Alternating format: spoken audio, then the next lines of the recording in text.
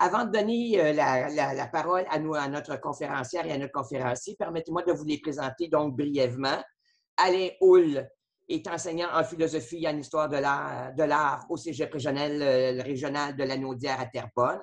Et Alain s'intéresse particulièrement aux liens entre l'éthique et l'esthétique et les nouvelles technologies. Aussi, Alain est directeur et cofondateur de la revue d'idées Combat.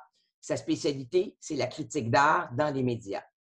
Quant à Nathalie, Nathalie est une professionnelle de recherche au Centre collégial de transfert des technologies inédits, axe Holodeck Desjardins, depuis maintenant 5 ans. Elle va vous parler d'ailleurs de l'organisme tantôt. Elle a travaillé pendant plus de 10 ans dans une entreprise de logiciels qui était vouée à la création de modèles 3D et en développement de produits dans diverses entreprises. Nathalie possède une formation technique en design industriel du Cégep du Vieux-Montréal et elle a débuté un certificat en gestion de webinaire à l'Université Laval l'an dernier. Alors, je vous souhaite un bon webinaire, mesdames, messieurs. À vous la parole, Alain et Nathalie, ou plutôt Nathalie et Alain. Oui, merci. Je vais partager mon écran.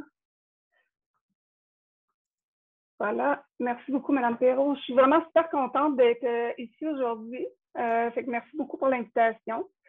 Juste m'assurer que tout le monde voit bien mon écran. Vous voyez la présentation, Tout à Alain? fait. Oui, ça va? Parfait. Oui. Donc, pour commencer, permettez-moi de vous parler un peu d'Inédit. Inédit, comme Mme Perrault a mentionné, c'est un CCTT, c'est un centre collégial de transfert des technologies au Cégep de Terrebonne. La mission, c'est de faire progresser la pratique du design industriel au Québec par l'entremise de la recherche appliquée. Nous aidons les enseignants, les étudiants, les entreprises en partageant nos connaissances. Inédit est composé de 4 axes ayant pour point commun l'avancement de la recherche en design industriel. Moi, je fais partie du laboratoire Holodeck Desjardins. C'est dans ce cadre-là que je suis ici aujourd'hui pour parler de ce que nous faisons dans Holodeck Desjardins. Donc, l'objectif de ce laboratoire a été conçu dans le but d'être éco-responsable. C'est un moyen de valider en réalité virtuelle et augmentée les projets réalisés par les étudiants en technique de design industriel. L'objectif étant de réduire le gaspillage, de permettre une validation de concept avant que l'étudiant aille couper des matériaux dans l'atelier. Donc, c'était l'objectif au départ. Puis, le laboratoire aussi permet aux enseignants de transmettre du contenu pédagogique dans un cadre non traditionnel. Les compétences sont parfois difficiles à transmettre de certains concepts pédagogiques. Il y a des étudiants qui ont besoin de manipuler les choses. Donc, la réalité virtuelle peut favoriser l'apprentissage de certains outils. C'est dans ce cadre-là qu'Alain est venu nous consulter pour collaborer avec ces projets de la semaine de la philo. On a aussi chez Inédit un parcours d'apprentissage qui est destiné aux étudiants. C'est une durée de 4 sessions. Ça leur permet de faire le tour des axes, des 4 axes. Et l'étudiant met en pratique ses notions vues en classe et approfondit ses connaissances dans son métier de technicien en design industriel. C'est sûr qu'on est là aussi pour la technique de design industriel, donc on collabore avec les enseignants. Sur l'image que vous voyez, on a une classe qui est venue faire de la sculpture virtuelle dans le but d'approfondir leurs connaissances au niveau de la perception spatiale, parce que certains étudiants ont de la difficulté à comprendre le 3D. Donc, en manipulant, en faisant de la sculpture et en tournant autour, ça leur permet vraiment de comprendre les différents points de vue. On a fait aussi des présentations des projets définissants dans le cadre de leur vernissage. Donc, on a intégré leurs projets en virtuel. On a collaboré aussi avec un enseignant au Cégep de Terrebonne, M. Patrick Filion, enseignant de la technique électronique industrielle. Les étudiants sont venus nous rencontrer pour pratiquer dans un simulateur virtuel de robot pour la programmation, dans le fond, du robot, dans le but d'un concours qui devait se dérouler dans le mois suivant. Un autre exemple qu'on a fait aussi avec des étudiants qui sont en dehors de la technique industrielle, c'est en sciences de la nature. Il y a des étudiants qui sont venus nous rencontrer pour la validation de leur projet intégrateur. Donc, ils avaient fabriqué un simulateur de vol. Puis, avec la collaboration de l'entreprise Lockheed Martin, ils ont pu le brancher avec le simulateur et valider en réalité virtuelle si leurs compétences avaient été mises à profit. Évidemment, il y a la semaine de la philo. Dès le tout début de la création du laboratoire Holodeck Desjardins en 1900. Ça fait pas aussi longtemps que ça, là. Ça fait depuis 2017, plus précisément. C'était bien avant la pandémie. Alain Houle a été notre ambassadeur. Il est venu nous voir dès le tout début avec le projet de mai 68. Puis, il a suivi aussi son projet avec Léonard de Vinci et Machiavel.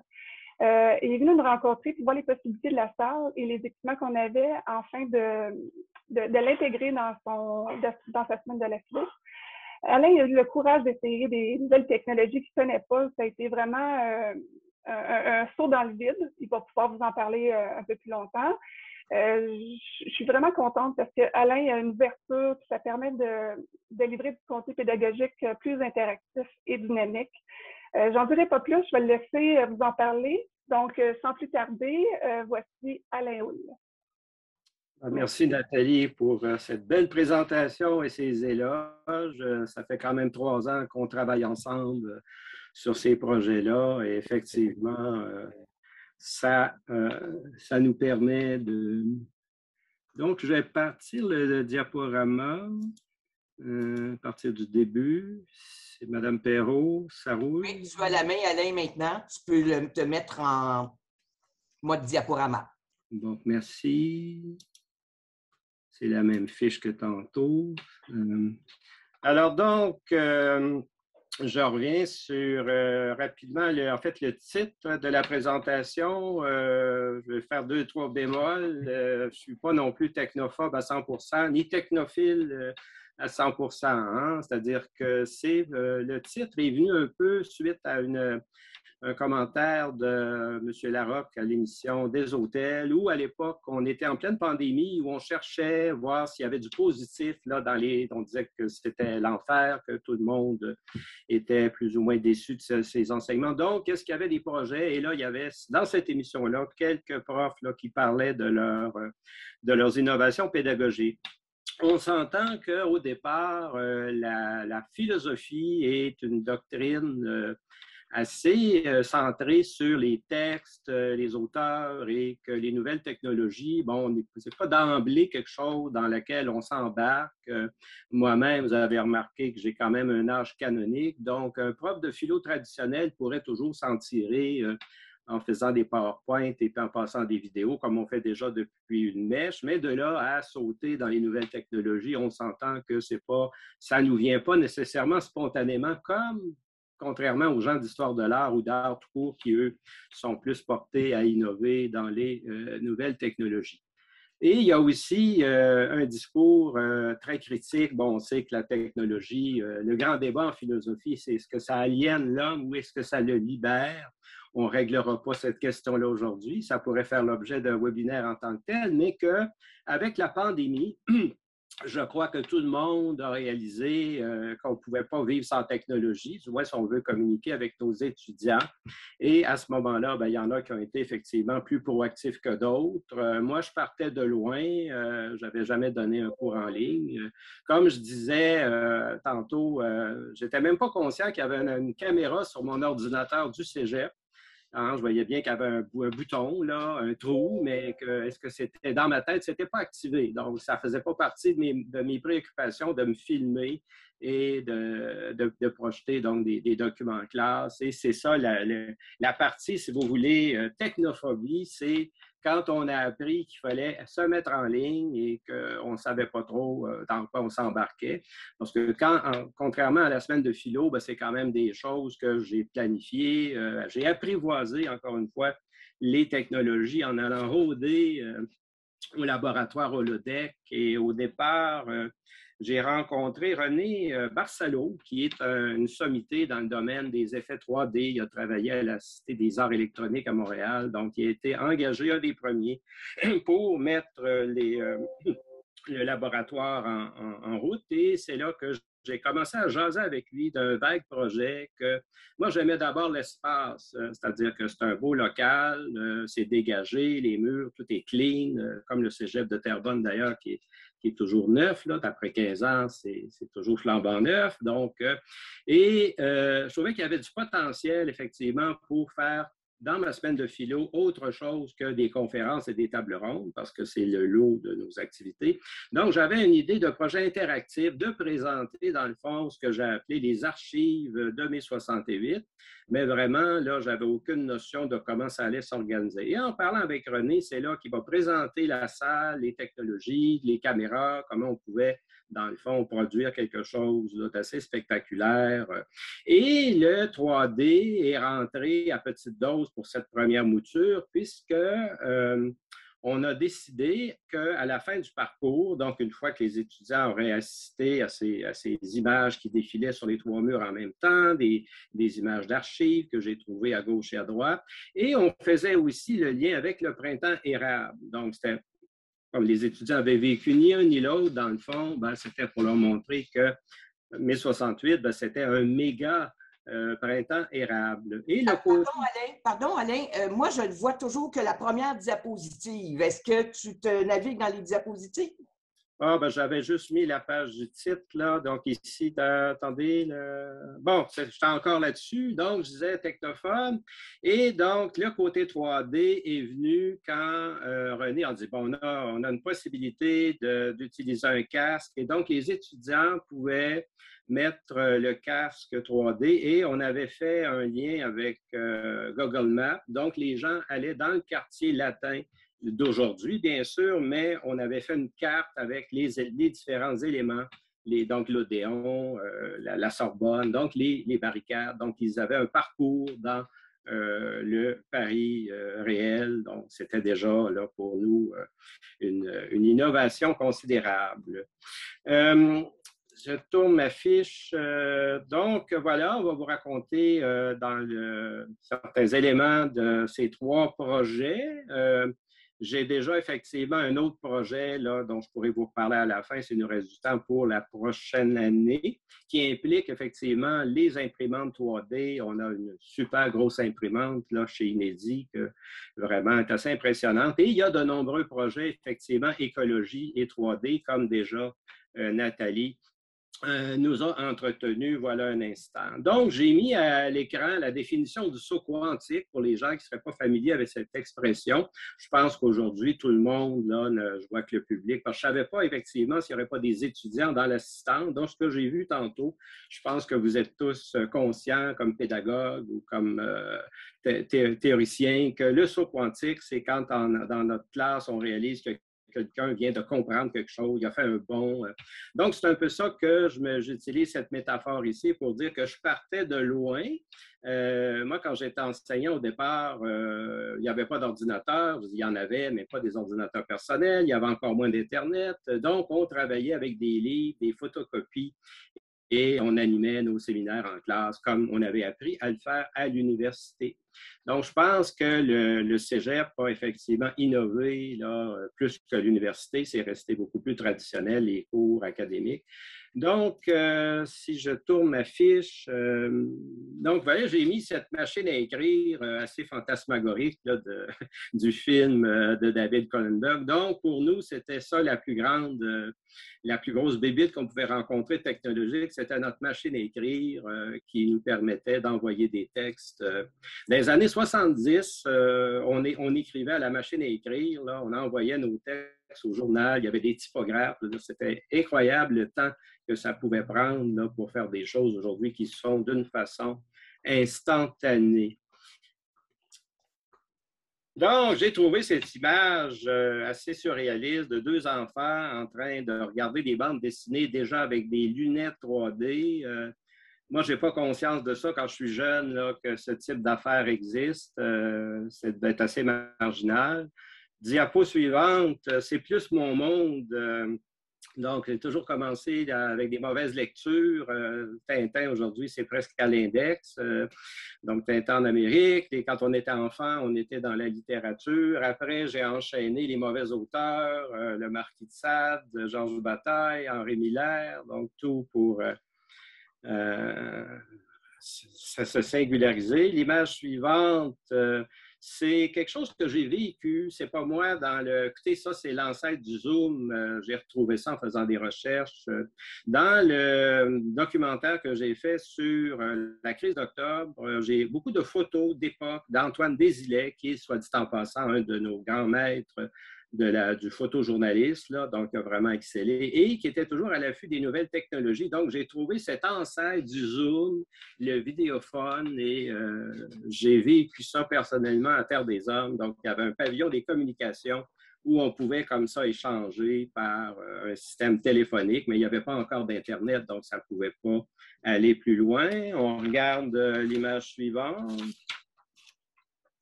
Je vais tourner moi-même mes pages pour m'assurer que j'ai toutes mes choses qui... Donc, on a encore ici le gros du propos d'aujourd'hui. Donc, sur 3 ans, 3 projets que je vais davantage détailler dans les prochaines minutes. Donc, on a parlé tantôt du mai-68, ensuite des... Vous voyez, je suis toujours des événements d'actualité.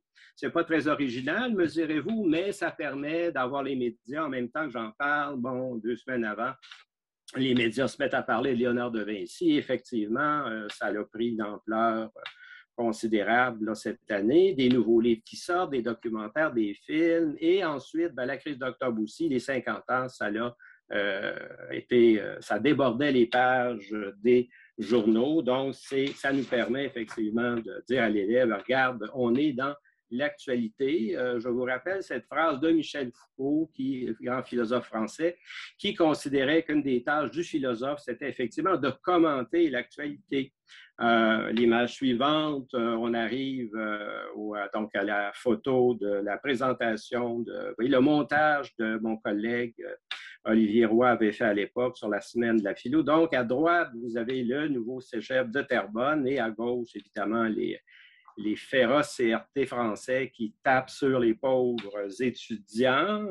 Vous avez ensuite quelques images en soutien qu'on peut regarder rapidement si vous voulez tourner les images, donc l'ambiance pour que les gens prennent conscience de la violence de l'État. Ensuite, une des choses avec lesquelles je me suis accroché pour mai 68, c'est les images que vous voyez défiler présentement, c'est-à-dire que mai 68 s'est beaucoup singularisé pour son côté artistique.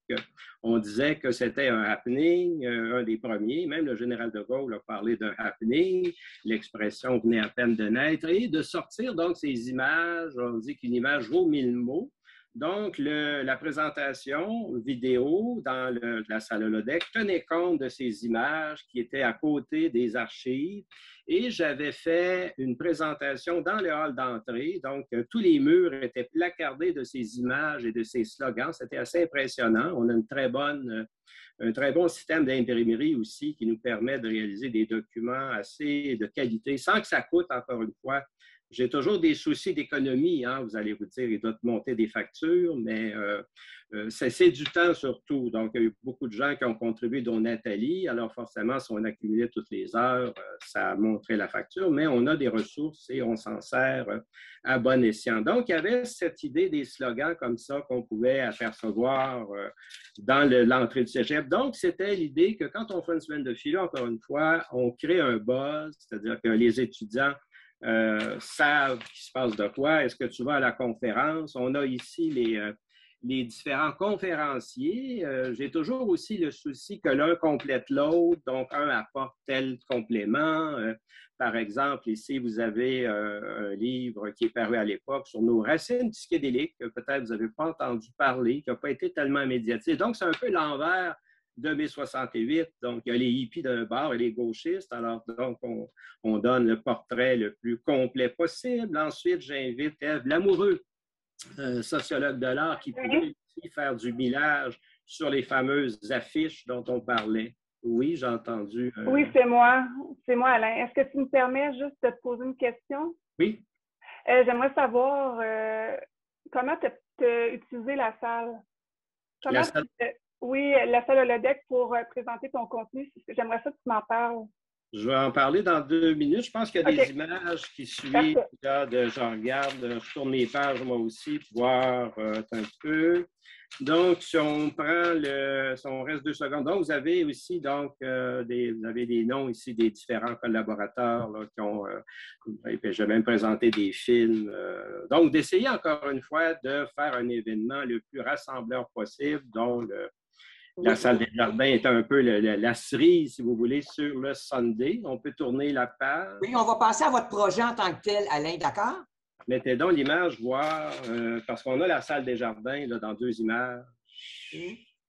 Oui, c'est là. Bon, voilà. Donc, ça, c'est ce qu'on appelle le black box. Alors, vous avez un espace là, tout avec les senseurs au plafond pour pouvoir permettre aux caméras. Alors, vous avez principalement, comme vous pouvez le constater, 4 caméras, en fait, là, donc, les étudiants, mettez la prochaine image. On va voir des études. Ça, c'est la répétition avec moi puis M. Barcelot. Donc, on voit la carte, vous voyez, la fameuse carte interactive sur laquelle les étudiants vont pouvoir se réunir tantôt. Et ce qu'on a à l'écran, c'est les images du printemps érable, effectivement. Je ne dis pas le choix de... Donc, on ne voit pas effectivement les archives de mai 68, mais ce sont effectivement ici des reportages dans le cadre du printemps érable qui concluaient le projet, finalement, de mai 68. Si vous continuez, il y a encore une image. Après, on passe au projet suivant. Donc, vous avez l'affiche ici donc les 500 ans de Léonard, le saint du génie. Donc, décoder, encore une fois, l'idée de ne pas seulement répéter, bon, on sait que Léonard de Vinci, il s'est dit tellement de choses, mais à un moment donné, il faut comme mettre le pied à terre et démystifier. Alors, c'est un peu ça le mandat que j'avais fait. On s'est dit, bon, on en est où dans notre connaissance de Léonard de Vinci? A-t-il vraiment fait ceci ou cela? Et il y a forcément, quand il y a un anniversaire, bien là, il y a eu énormément de publications, de films et tout ça. Là, j'ai décidé de monter un peu la marche en termes de technologie. Alors là, j'ai décidé qu'il fallait que Léonard de Vinci débarque au cégep. Je ne savais pas encore trop exactement comment on procéderait, mais j'avais ciblé toujours la salle holodeck, qu'on ferait quelque chose avec... j'écrirais un scénario dans lequel Léonard de Vinci pourrait intervenir. Je n'avais comme pas réalisé, vous savez, il faut être un peu naïf ou un peu... je ne dirais pas sans dessin, mais pour faire des choses comme ça, il faut se lancer, là, on parle de saut quantique tantôt, donc des fois, on ne réalise pas trop, puis il ne faut pas y penser d'avance, sinon on ne le ferait pas. Je dis, ah oui, c'est moi qui vais incarner Vinci, parce que dans ma candeur, je dis, bon, ben, je vais donner une sous-traitance, je vais trouver un comédien, puis je vais lui commander le texte. Mais finalement, ce n'était pas nécessairement envisageable. Alors, pour en arriver à... Quand j'ai assumé le fait que je jouerais le rôle de Léonard de Vinci, qui, dans le fond, réagirait de façon interactive, c'est-à-dire que moi, j'étais dans le... On peut peut-être montrer l'image suivante. Donc, je suis allé dans les grands classiques. Au départ, quand on fait des semaines de conférences, on essaie d'inviter, on vise le plus haut possible. Donc, on se souviendra que Robert Lepage avait déjà joué, dans ses débuts, avait incarné la problématique de Léonard de Vinci et s'était travesti en Mona Lisa. On a ici une photo à l'écran. Donc, j'ai demandé à Lepage et il ne pouvait pas parce que venir au cégep, là, je vous rappelle qu'on n'est pas en pandémie, et parce que, figurez-vous donc, cette année-là, il inaugurait le fameux Diamant à Québec. Et j'ai appris, à l'occasion de ces échanges avec lui et sa sœur Linda, qui m'a prêté quand même une vidéo pour que je puisse voir un peu des incarnations possibles du phénomène Vinci, que le terme diamant faisait référence à l'œuvre protéiforme de Vinci. Donc, Lepage est toujours référé dans plusieurs de ses pièces et de ses performances au personnage de Vinci. Je vais aller en chercher un autre. Ici, vous avez à l'écran l'affiche d'un film que, si vous n'avez jamais eu l'occasion et que vous vous intéressez à Vinci, que je vous conseille fortement. C'est un film, on peut regarder l'image suivante. C'est un film, dans le fond, qui était... donc, l'acteur principal, c'est Massimiliano Finazzar-Flori. C'est d'abord un comédien italien qui, à Milan, incarne le personnage de Vinci dans un théâtre depuis déjà quelques années. Et là, pour les 500 ans, lui aussi a décidé d'aller plus loin et d'incarner, encore une fois, le personnage de Vinci dans un film assez poétique où on voit le jeune Léonard de Vinci qui s'intéresse à la nature, aux oiseaux, au vol des oiseaux et déjà à la technologie. Donc, ça a été aussi l'occasion de... Je fais toujours des coups de double. J'ai présenté le film en primeur canadienne au Cégep et finalement, j'ai quand même retenu parce qu'il fallait se désencombrer l'esprit. Il y a trop de choses contradictoires sur Vinci. On est des enseignants, on essaie quand même d'être rigoureux, de ne pas répéter, dans le fond, des préjugés ou des choses qui n'ont plus leur raison d'être. On peut tourner la page pour me voir, dans le fond. On a au schéma, j'aime l'image parce qu'on voit au tableau tout le schéma, toute la logistique que ça demande là, pour réussir à produire ce genre de performance. Et vous avez à l'écran, on voit en petit la vignette du Léonard de Vinci. On peut mettre l'image suivante. Encore une fois, quand je suis parti sur l'idée de faire quelque chose sur Léonard de Vinci, je n'avais pas nécessairement l'idée que je débarquerais chez Ubisoft et que j'irais chercher emprunter le personnage de Léonard de Vinci. Ce qui m'a favorisé les choses, c'est que j'avais d'abord invité Maxime Durand, qui est un historien, un vrai, avec des diplômes, et il est chez Ubisoft. Il y a toute une équipe chez Ubisoft pour valider, dans le fond, les projets, le côté historique, le côté des factuels, les costumes, peu importe. Et donc, il fait aussi la promotion. Lui est arrivé un peu après le Assassin's Creed, dont est issu le fameux Léonard de Vinci. Donc, il est venu présenter quand même le projet et le fameux World, le Greek Ancient. Hein, ils ont fait quelque chose de plus pédagogique là, à côté des jeux vidéo, auxquels, encore une fois, je n'avais aucune affinité. J'avais même jamais mis un casque là, de réalité virtuelle. Donc, quand j'ai commencé à pratiquer les choses, on s'entend qu'il y a toujours une période d'adaptation. Donc, fort de ce soutien de Maxime Durand, j'ai redemandé à Ubisoft, à Étienne Allonnier, qui est le responsable de la marque, si, dans le fond, il ne pouvait pas me prêter le personnage de Léonard de Vinci. À ma grande surprise, il a dit oui. Je ne m'attendais pas à quelque chose, j'étais quasiment étonné. Là. Comme je dis, des fois, on demande la Lune, puis des fois, on l'a. Et j'ai rajouté toute une brochette d'invités qui venaient nourrir là, ma réflexion parce que, comme je vous dis, on ne finit jamais de rectifier le tir quand on corrige des choses sur Vinci. Si on peut mettre les autres rapidement, donc les autres participants qui ont l'autre image, vous avez... Benjamin Deruel, l'historien Lucam, qui lui aussi, donc, est un... Vous savez, c'est pas facile non plus de trouver des spécialistes sur de Léonard de Vinci au Québec.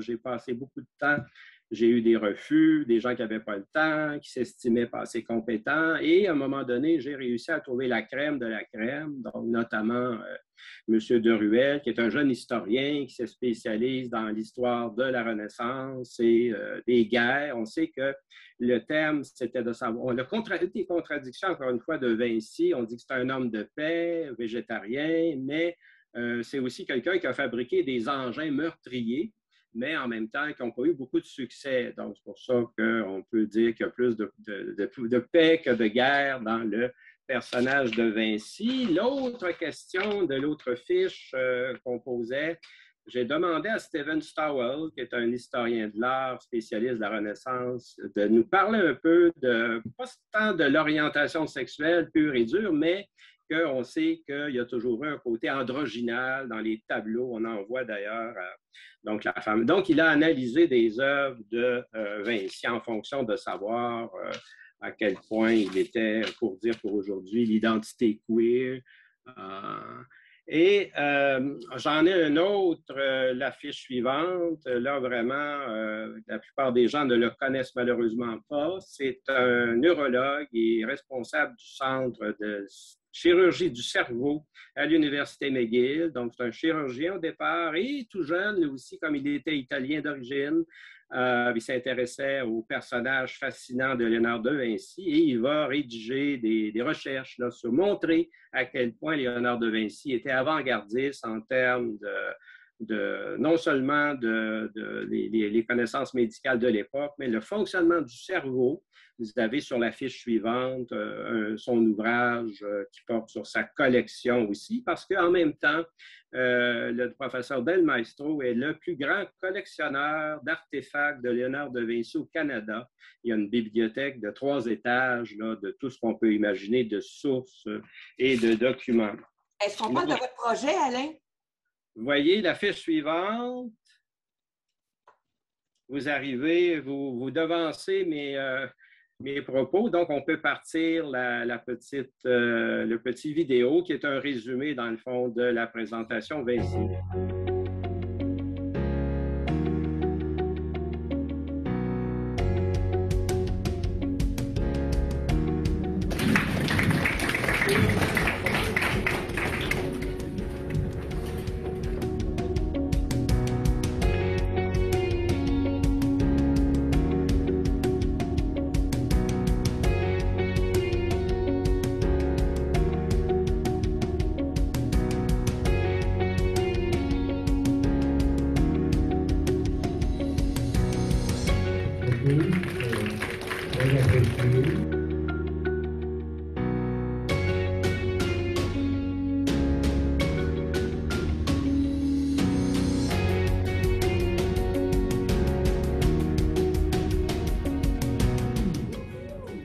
Son vaisseau spatial, il est là pour vous, au cégep de Terrebonne. Allô, allô, vous m'entendez, planète Terrebonne? Buongiorno, bonjour, amanti de la philosophie, dans lesquels j'ai pigé plusieurs de mes supposées inventions. C'est aussi mon grand-père qui m'a appris à dessiner. Leonardo, je me prénomme Geneviève. Quelle est votre œuvre la plus ancienne? Bonjour Geneviève. Eh bien voilà, il s'agit d'un dessin intitulé Paysage de la vallée de l'Arno.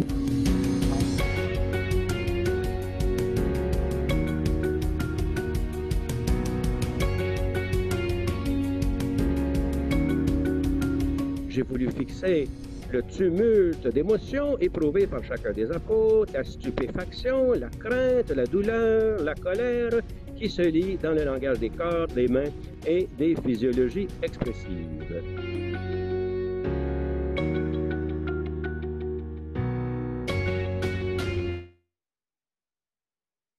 Alors, c'était donc un extrait de cette présentation au Café étudiant. Donc, on comprendra que j'étais caché dans la régie et que sur grand écran, les étudiants voyaient apparaître le personnage 3D de Vinci qui répondait à des questions d'étudiants qu'on avait quand même établies à l'avance. J'aurais été un peu mal à l'aise de ne pas avoir les réponses, hein, comme on dit. Et il y avait un PowerPoint en appui qui venait, dans le fond.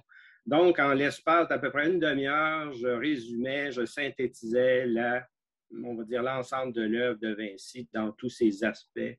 Et c'est ce que ça a donné cette année-là. L'année d'après, donc, on peut passer à l'image suivante et les mettre en roulement pendant que je parle pour gagner du temps. Donc, c'est l'affiche, en principe, de la crise d'octobre qui... Je ne vois plus le partage. Est-ce que je suis la seule à voir le partage d'écran?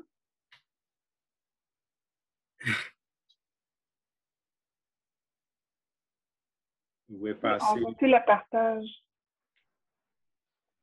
OK. Est-ce que tu veux quand même parler de le dernier événement que tu as fait, le temps que l'image revienne? Ben, c'est ça. Donc, pour la semaine de la philosophie de la crise d'octobre, l'année d'après, ça aussi, c'est là qu'on est passé en mode virtuel. Donc là, les bonnes âmes m'ont dit, ben, faisons pas cette année, c'est trop compliqué. Il y aura... Bon, puis là, je dis, ben, encore une fois, je trouve que c'est pas une bonne façon. Je dis, non, c'est un défi de plus. Là, au contraire, j'ai dit, avec le fait d'être en ligne, ça va me permettre d'inviter des gens qui ne viendraient pas nécessairement, parce qu'encore une fois, quand on organise des colloques, il y a toujours des gens qui peuvent pas venir pour toutes sortes de raisons. Donc là, il y avait moins d'excuses. Et effectivement, j'ai eu à peu près tous les invités que je souhaitais avoir. L'image qui devait passer la prochaine, bon, j'ai fait un reportage avec Louis Fournier. Ça, c'était pas en ligne, parce qu'il y a des gens qui ne sont pas à l'aise de faire des trucs en ligne, donc comme Louis Fournier avait un certain âge, mais c'est grâce à son livre, encore une fois, le FLQ, Histoire d'un mouvement clandestin, qui est dans le fond la chronologie que j'ai pu utiliser pour bâtir. Donc, mon projet, c'était de présenter la crise. Donc, Machiavel commande la crise d'octobre, mais en suivant la chronologie. Et quand je dis suivre la chronologie, c'est pas à peu près là,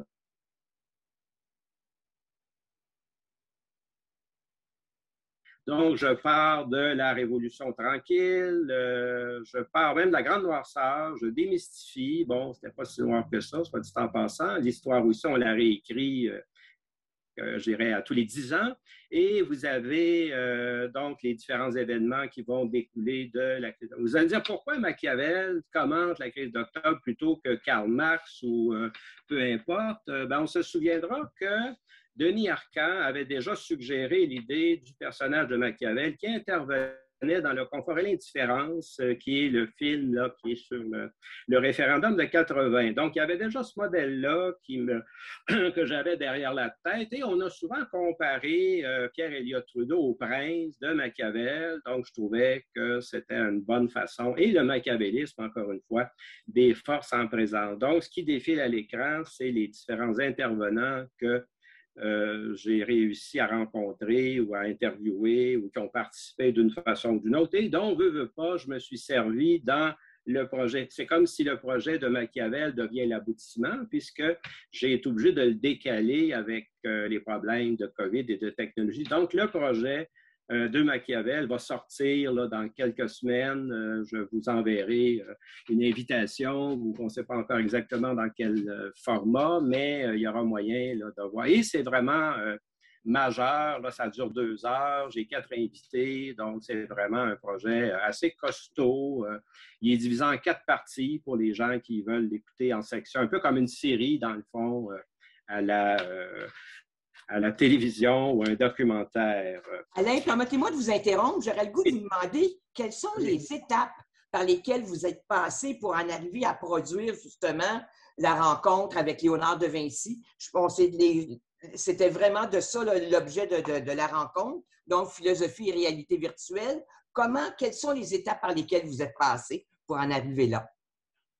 Comme je vous dis, le truc, c'était d'abord la semaine de philo et après, comme j'avais déjà fait un projet en réalité virtuelle avec mes 68, ben là, j'ai décidé de pousser plus loin le bouchon. Comment ça se prépare tout ça, là? De passer de l'idée à la réalisation en tant que telle? Le scénario, les choix, où arrive la collaboration de l'organisme de Nathalie, d'un point de vue là, plus organisationnel.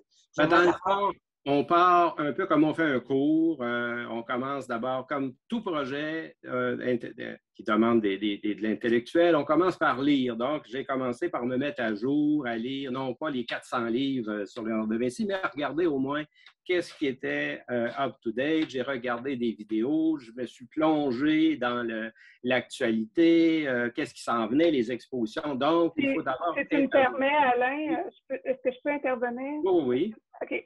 Dans le fond, pour répondre à la question, Mme Perrault, c'est qu'Alain avait une idée, il nous a rencontrés, on a discuté avec lui, puis on a établi genre les étapes, puis le message, le contenu à transmettre, puis après on a regardé les outils qu'on avait. Puis à ce moment-là, on a regardé qu'est-ce qu'il faisait, puis on a fait des propositions à Alain, puis à partir de là, on a commencé à mettre vraiment le projet...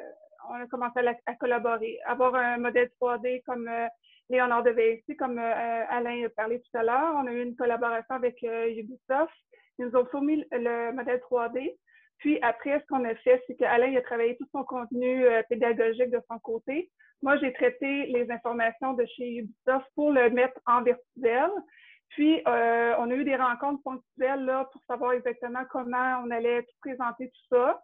L'interaction avec les étudiants, les invités, où ça allait se donner exactement. Puis, Alain est venu nous rencontrer plusieurs fois pour se pratiquer parce que c'est quand même une technologie. Alain, il est il aime ça se lancer dans le vide, de se lancer des défis, mais ça demande quand même une certaine pratique. Ça a quand même bien été, Alain, je pense Oui. que ton expérience... Comme on discutait ce matin, ça a été beaucoup plus laborieux la première étape parce que je vous le dis, moi, des jeux vidéo, je n'avais jamais touché. Donc, les manettes, la manipulation. Donc, j'étais assez laborieux. Mais quand on a fait l'autre projet, là, on a du comparatif, le Machiavel, à ma grande surprise, ça s'est beaucoup mieux fait. Puis comme Nathalie me disait, c'est parce que la technologie aussi a bougé. Ça va beaucoup mieux pour le téléprompteur. Le texte était beaucoup plus fluide parce qu'il ne faut pas oublier qu'on a 3-4 affaires là, quand on est derrière. On a un téléprompteur. Écoutez, le Machiavel, j'ai 22 pages de texte. Alors, c'est sûr qu'il faut avoir ça à l'œil. Et j'ai 150 images d'archives, comme vous voyez un peu le genre de document que j'ai aujourd'hui. Donc, c'est ça qui fait que c'est assez complexe à manipuler tout ça, mais avec un peu de pratique, on s'améliore rapidement. Et ce qu'on a rajouté de différent dans la version du Machiavel, c'est que comme on ne pouvait pas le passer en direct, on savait qu'on était en différé, j'ai demandé à un autre étudiant, Thomas Bourgoin, qui est un autre étudiant d'art et lettres, qui aujourd'hui a une compagnie de design, il travaille dans ce domaine-là, il fait des publicités, il fait des trucs pour des compagnies, et que donc, il nous a aidés, il a filmé pendant, autrement dit que nous, avec Nathalie, on faisait la version qu'elle enregistrait. Lui, il enregistrait de son côté et dans la version finale, finalement, on alterne les images. Donc, vous avez parfois, on joue sur les niveaux de perception. Parfois, c'est Machiavel qui parle, mais des fois, on sent que c'est Alain Hull qui utilise Machiavel pour arriver à ses fins. C'est ça, étant donné que c'était en différé, on a fait plus de montage pour Machiavel, tandis que pour Léonard de Vinci, on était avec le public. Donc, on avait une interaction, fait que c'était une technique un peu différente. Mais ça a été le même logiciel. Le logiciel qu'on a utilisé pour la réalité virtuelle, c'est un logiciel comme un studio de télé. Donc, Alain peut utiliser le casque de réalité virtuelle. J'en ai un ici que je peux vous montrer, mais c'est pas, je ne sais pas si ça va bien fonctionner à l'écran. Là, ça, c'est un casque sans fil. Alain a utilisé un autre casque pour faire sa présentation, mais il y a différents équipements qu'on peut utiliser. On a différents logiciels aussi qu'on peut utiliser. Puis, ce qu'on n'a pas vu à l'écran, c'est qu'Alain est comme dans un studio de télé. On met des caméras, des lumières, un téléprompteur en avant avec le texte qui défile. Puis, en arrière, il y avait des images qui pouvaient changer avec son texte, là, qui pouvait contrôler. Donc, c'est vraiment comme un studio de télé. Il y a quelqu'un qui demande la question, Richard, qui demande quel logiciel vous avez utilisé. En fait, c'est des logiciels pour la réalité virtuelle. Est-ce que la question, c'est savoir quel logiciel pour être en réalité virtuelle ou quel logiciel pour le construire? Parce que c'est deux choses différentes. Je peux vous dire que pour le construire, on a utilisé plusieurs logiciels pour la création. OK. Donc, on a pris les fichiers de Ubisoft. Ubisoft, lui, eux nous ont transmis des fichiers pour le logiciel 3ds Max. Et moi, j'ai préparé.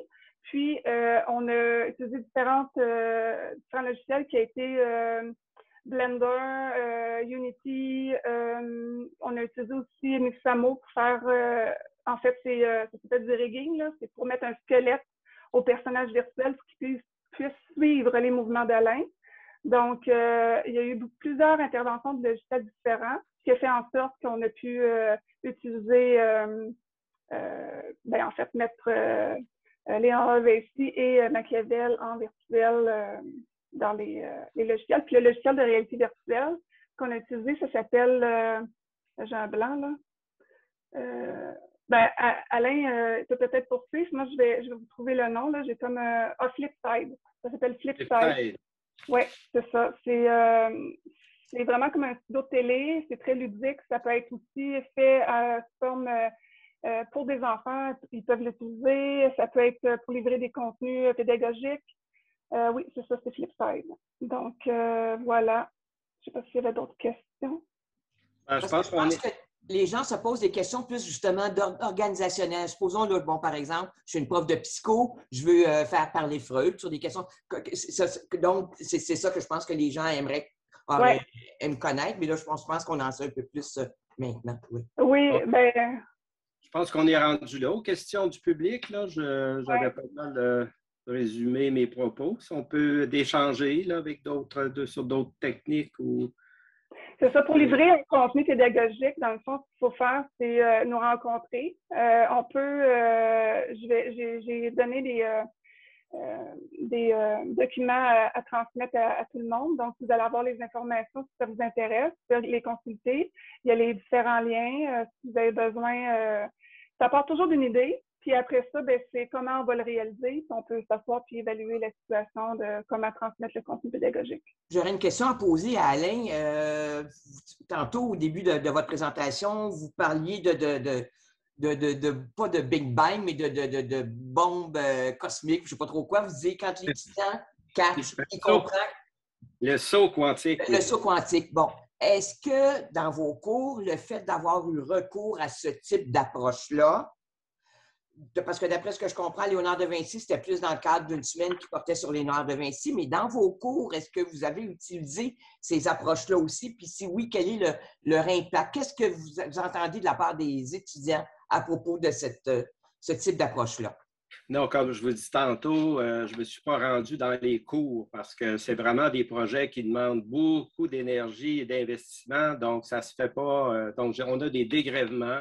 Je remercie d'ailleurs le Cégep de Terrebonne là, qui m'a toujours supporté. Alors, c'est pour ça qu'on est encore au stade de faire des démos ou des projets spéciaux.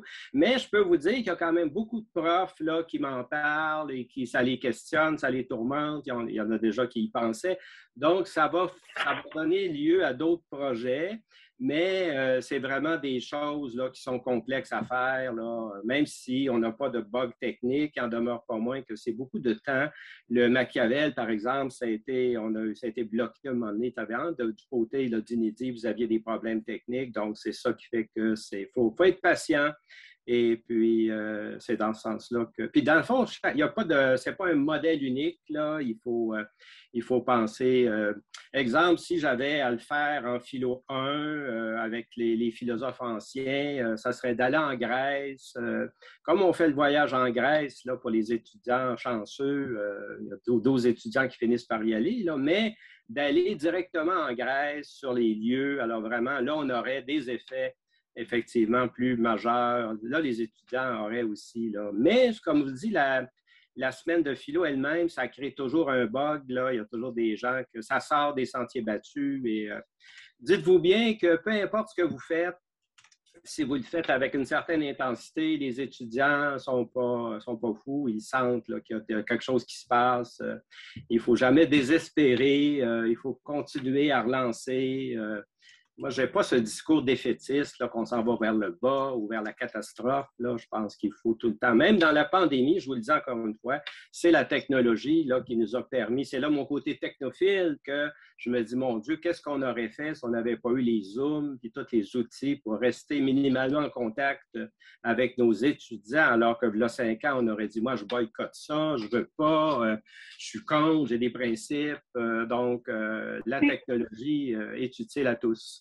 Si je peux rajouter une chose aussi, Alain, la pandémie a fait en sorte aussi d'être, en tout cas nous, chez Holodeck Desjardins, là, chez Inédit, on a vraiment beaucoup de demandes au niveau de la pédagogie. Comment préparer du contenu? On a plusieurs projets qui s'en viennent là, cet hiver, donc ça va suivre les réseaux sociaux. Vous allez sûrement en entendre parler un peu partout, mais il y a beaucoup de contenu là, qui se prépare là, pour comment enseigner, comment mettre des situations, les élèves en situation réelle, là. Donc dans différents domaines. Voilà. Ça peut être applicable aussi aux conceptions de l'être humain, comme on disait tantôt. On peut aller à Vienne, on débarque dans le quartier de Freud, on sort des vidéos d'archives. On n'est pas obligé de jouer le personnage, mais on peut effectivement là, multiplier les choses qu'on ne faisait pas avant. Je trouve que ça... Puis en plus, à un moment donné, il reste de quoi, vous pouvez leur passer. Au lieu de tout le temps se fier sur les autres, on finit par produire nos propres outils et on n'a pas les problèmes de droits d'auteur non plus, des fois, que créent les productions qui viennent de l'extérieur. Est-ce qu'on a d'autres... Est-ce qu'il y a des gens qui ont des questions? S'il y en a, vous pouvez lever la main et je pourrais vous donner le droit de parole. Ne vous gênez pas, vous pouvez lever la main. Vous avez des questions très techniques. allez-y rapidement parce que Nathalie doit quitter à 14 heures. Moi, je peux rester. Pour le moment, il n'y a pas de questions. Moi, je ne calcule jamais mon temps. Vous avez remarqué, quand on fait des projets, ils nous demandent tout le temps, on a un système de projet à 40 heures, 60 heures. Là, je dois être rendu à 400 heures. Là, c'est pas... à un moment donné, on fait ça par passion. Là, on ne fait pas ça juste pour ben là, j'ai fini mon temps, je vais arrêter. OK. Bien, il est déjà 13h56. Pour le moment, il n'y a pas de questions. C'est donc dire que votre présentation a sûrement répondu aux questions que les gens pouvaient se poser. Je tiens au nom des participants à vous remercier pour votre participation et aux participants, bien sûr, n'oubliez pas de remplir le formulaire d'appréciation dont je vous ai fourni le lien tantôt et que je vous refournis à l'instant. Ça prend 30 secondes pour remplir le formulaire et nous, ça nous donne un feedback là, qui nous est extrêmement utile. Bien, merci beaucoup tout le monde. Puis on se dit à la prochaine. Ben, merci à la QPC, merci à Mme Perrault, merci à Mme Turcotte et merci à vous qui avez été patients malgré nos bugs techniques. Ça a très bien été. Merci. Merci. Au revoir.